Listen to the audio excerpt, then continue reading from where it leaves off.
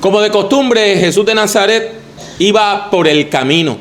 En el Evangelio de Marcos, esa es una frase importante. Ir por el camino quiere decir que uno va por el sendero de la fe. Y Jesús iba acompañado de varias personas.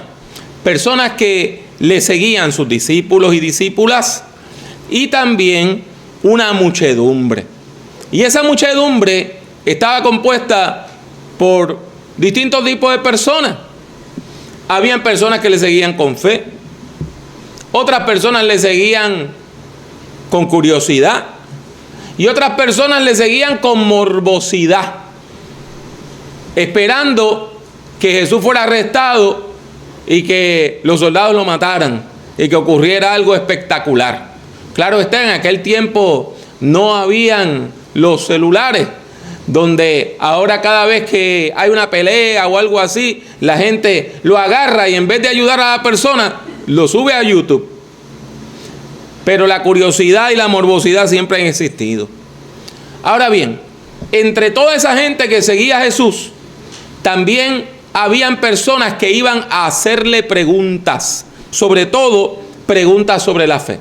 Y estas personas aprovechaban algún espacio para acercarse y entrar en diálogo con Jesús. De acuerdo al capítulo 10 del Evangelio según San Marcos, en cierta ocasión, Jesús va caminando por el camino y un hombre se acerca. Y ese hombre viene corriendo. Una cosa bien interesante, viene corriendo y se tira a los pies de Jesús. Se arrodilla ante él. Eso está a partir del versículo 17. Y cuando decimos arrodillarse, es que se postró en tierra, con las rodillas en tierra y poniendo la frente en la tierra. Y a veces también se abrazaban los pies de la persona a quien uno le rogaba. Era una posición que primero se utilizaba para orar. Y es muy parecida a la que usan los musulmanes hoy, cuando oran. Sin embargo, también era una posición que se adoptaba cuando uno quería humillarse y pedir misericordia, un favor de alguien importante. Este hombre viene corriendo, se postra en tierra, se arrodilla delante de Jesús y le dice: Maestro bueno, ¿qué debo hacer para heredar la vida eterna? Esta es una pregunta bastante extraña, sobre todo hacer por primera vez a una persona con quien uno nunca ha hablado. Y uno se pregunta por qué él hace esa pregunta. Y la respuesta más probable es que este joven, este hombre, este muchacho estaba buscando un rabino que le enseñara para él ser discípulo de esa persona y él llegar a ser rabino. Y usted me va a decir: pero hermano Pablo, ¿de dónde usted saca eso? Lo que pasa es que en el tiempo de Jesús era bien común que cuando una persona quería ser discípulo o discípula de un rabino, se le acercaba y le hacía una pregunta teológica. Y le preguntaba: ¿cuál es el más grande mandamiento? ¿O qué debo hacer para ser salvo? Algún tipo de pregunta como esa, y eso le daba la oportunidad al maestro de la ley de demostrar su sabiduría en la respuesta.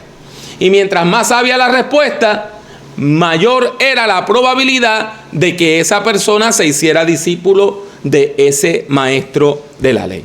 Por lo tanto, es probable que este hombre viene a Jesús y le hace esa pregunta, y al hacer esa pregunta, diciéndole: Maestro bueno, le está diciendo: yo quiero ser tu discípulo porque yo quiero ser un rabino como tú.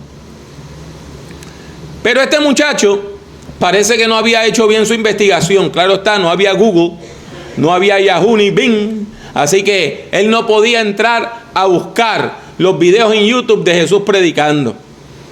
Él pensaba que Jesús era un rabino más, uno de esos rabinos que quería tener muchos discípulos para que los discípulos le dieran ofrendas y sus familias los sostuvieran mientras ellos enseñaban.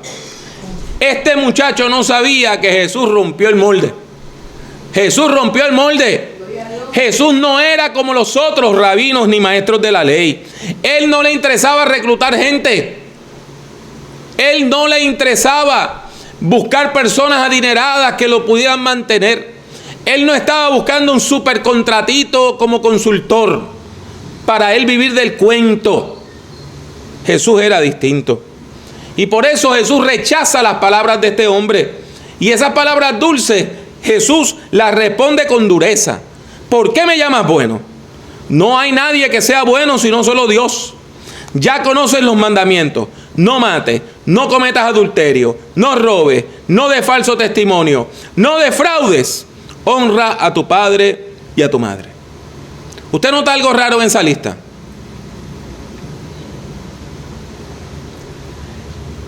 Todos menos uno vienen de los 10 mandamientos.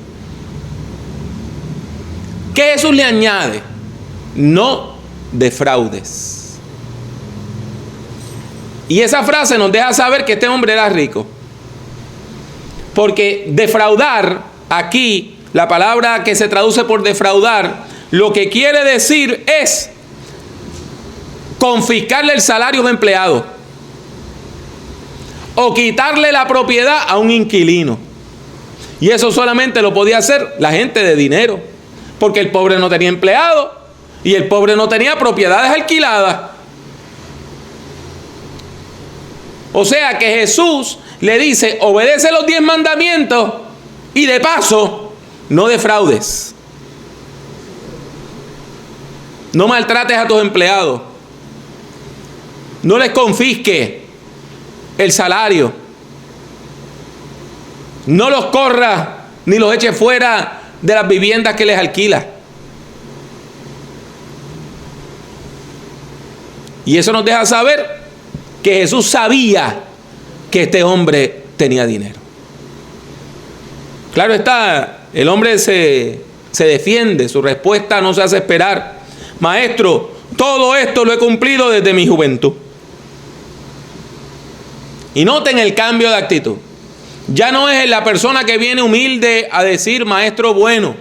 Es el que dice, no, yo soy una persona íntegra desde mi niñez. Y Jesús no lo contradice. En ningún momento Jesús le dice, tú sí has hecho eso.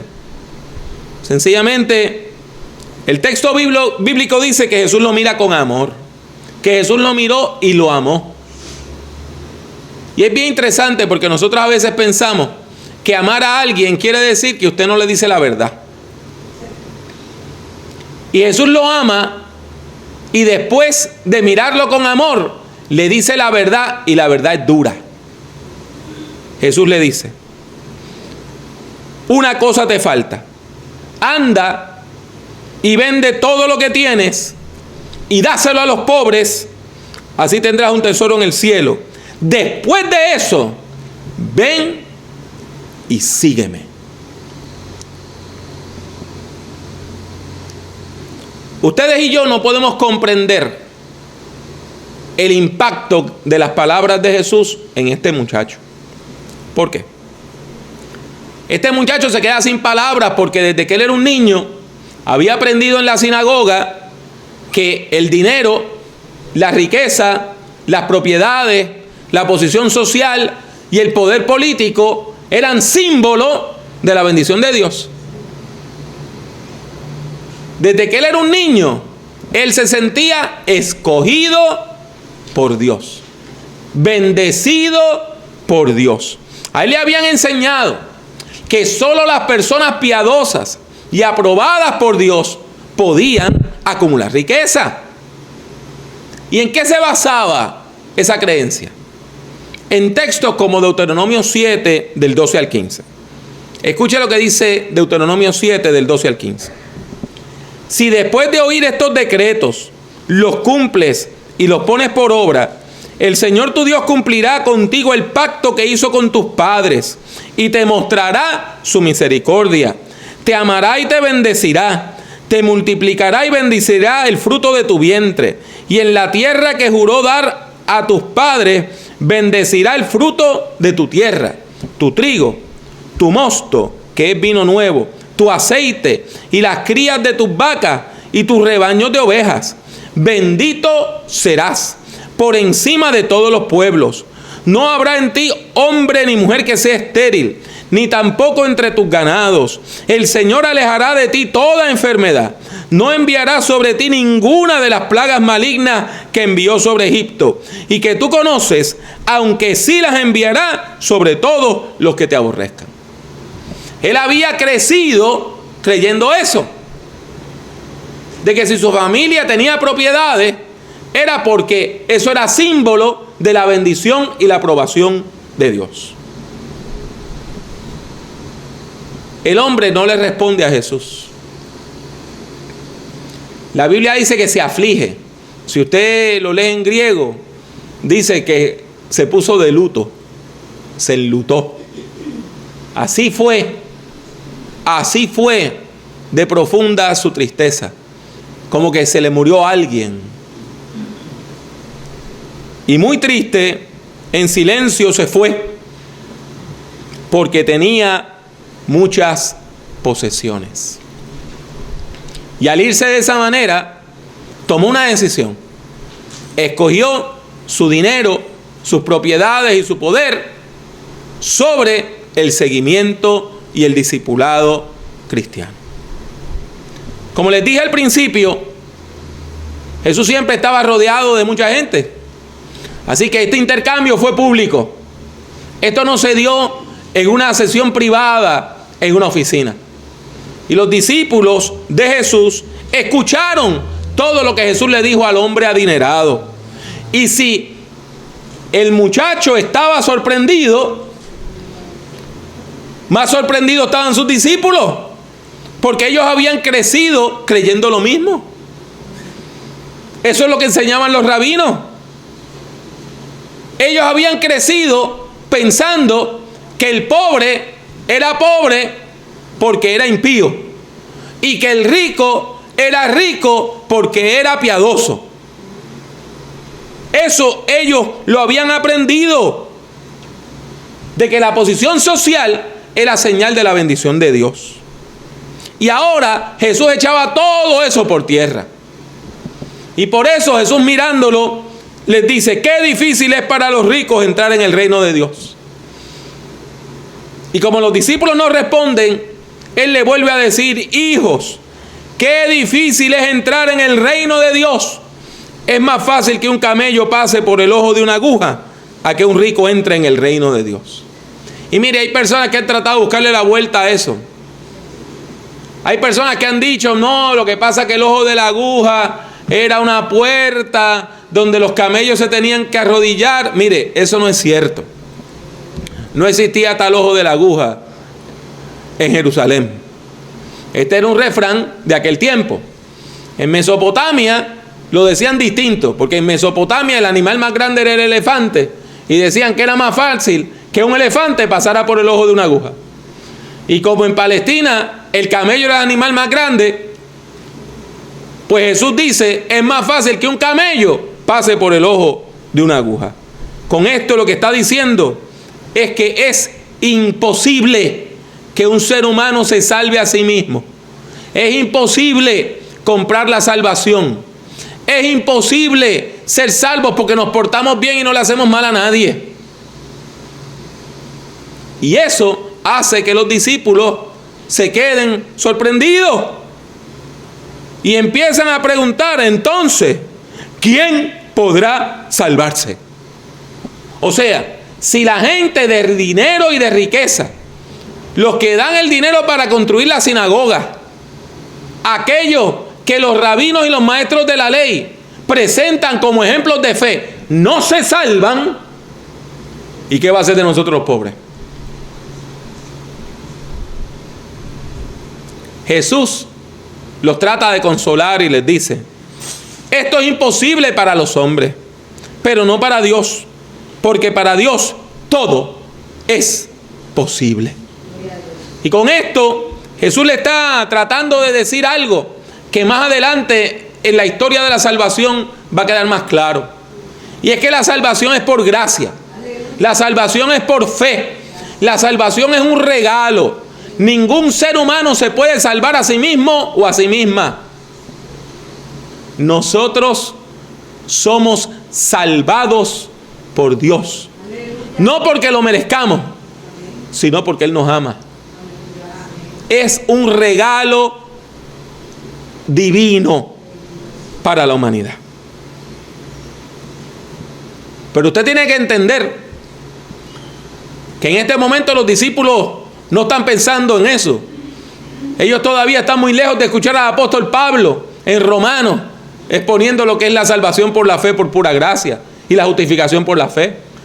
En este momento ellos están atónitos porque Jesús ha desafiado uno de los puntales de la teología rabínica y del orden social.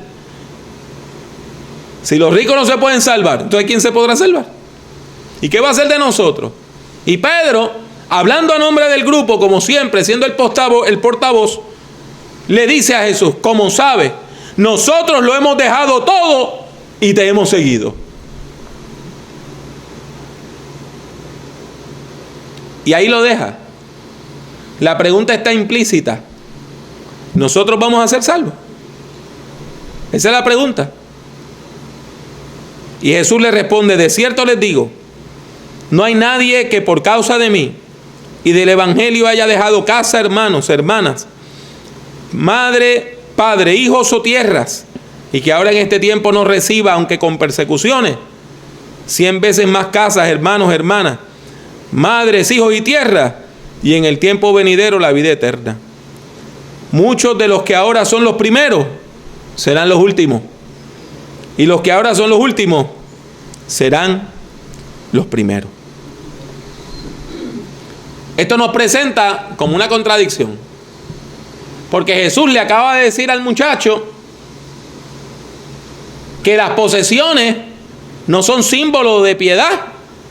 Sin embargo, aquí Jesús dice: al que me siga va a recibirlo al 100 por 1. Entonces, ¿qué Jesús quiere decir? Lo que Jesús quiere decir, hermanos y hermanas, es que sí lo vamos a recibir, pero no como riqueza personal. Lo vamos a recibir como comunidad de fe. Lo vamos a recibir como iglesia. Lo vamos a recibir como pueblo de Dios. Hermanos y hermanas, porque cuando usted lo cuenta, usted tiene 100 casas. Usted tiene 100 casas. Llegue a casa de la hermana Sonia Roba para ver si Sonia no le invita a un café, y si llega a buena hora, a un ceviche.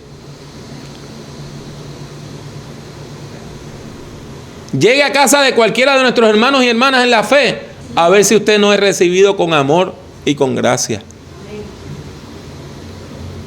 Y aquellos de nosotros que hemos perdido familiares, ¿no hemos encontrado una verdadera familia en la iglesia? Y aquellos de nosotros que hemos pasado por momentos de enfermedad, ¿no tenemos nuestro cuarto de hospital lleno de hermanos y hermanas en la fe? Y aquellos de nosotros que estamos en tristeza, ¿no recibimos un mensaje de alguien que dice: estoy orando por ti? Porque hemos recibido 100 veces lo que dejamos. Lo hemos recibido, pero no a título personal para echárnoslos en el bolsillo. Lo hemos recibido como comunidad de fe, como iglesia.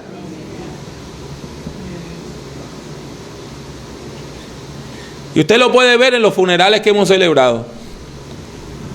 Usted lo nota. A veces muere una persona en el barrio y lo ven en la casa y pasan 30 o 40 personas. Pero cuando nosotros hemos tenido el dolor de perder a alguien querido de nuestra iglesia, no contamos los visitantes por centenares y tenemos que hacer el funeral aquí porque no caben en la funeraria, porque esas personas recibieron 100 veces lo que perdieron cuando aceptaron a Jesucristo como Señor y Salvador. Hermanos y hermanas, Jesús nos promete, y su promesa es efectiva. Aleluya. Su promesa es efectiva. Su promesa es eficaz.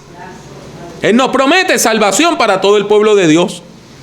Él nos promete que la salvación va a llegar no gracias a nuestro poder y nuestra pericia ni nuestra sabiduría, sino gracias al poder amoroso de Dios.